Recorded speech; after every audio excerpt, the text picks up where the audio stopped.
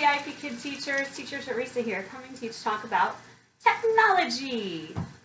5 tech tips for the classroom. Number 1, always check your internet speed. You need at least 20 megabytes per second upload and 10 megabytes per second download. Second thing, if you're having issues, reach out to the firemen as quickly as you can because they will try to help make the classroom more successful.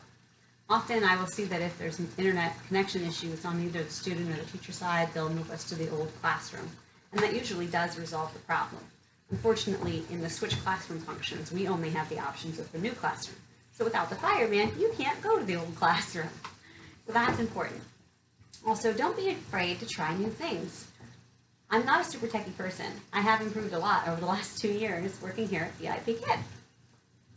For example, last year, my photo booth printer, yes, I have a photo booth, isn't that cool,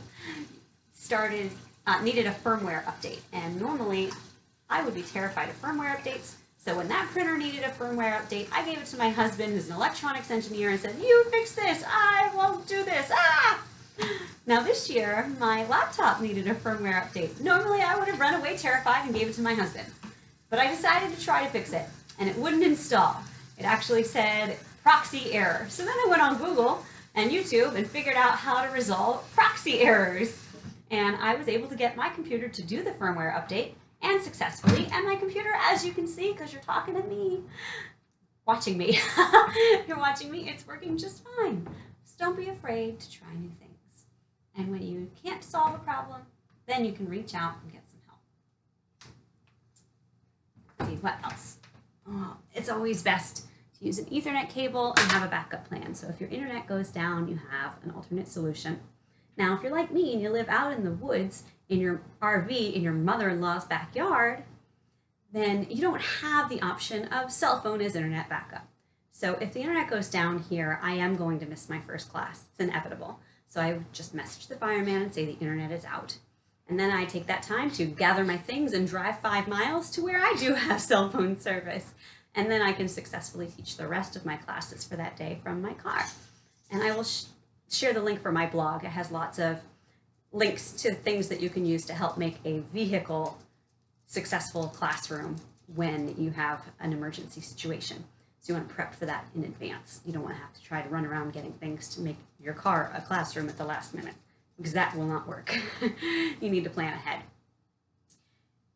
So the other options for people are iPads, cell phones, and of course, using your laptop with your Wi-Fi, which is on your phone. So you can have 3 different options to teach from. If you don't have a backup plan, then the classroom won't run the way it's supposed to, and then the student will be left in the dark with no class for that day, and you won't get paid. So you want to do the best you can to make those classes successful. Now, if your internet goes out and you're able to prove that it was a widespread internet outage, then you can get that changed into a self-cancellation instead of a teacher no-show, which is also very important because we don't want a bunch of teacher no-shows on our teacher record, because then you will eventually no longer be able to teach with VIPKID if you have a bunch of teacher no-shows. So if there was a widespread outage, you want to show them evidence of that, and you don't need to get that from your internet service provider. Also, if you're seeing dips and spikes in your internet and it's not giving you the speeds that you're paying for, reach out to your ISP, have them come to your house, check the cables outside, check the cables in the home, and they can often troubleshoot those errors and fix them.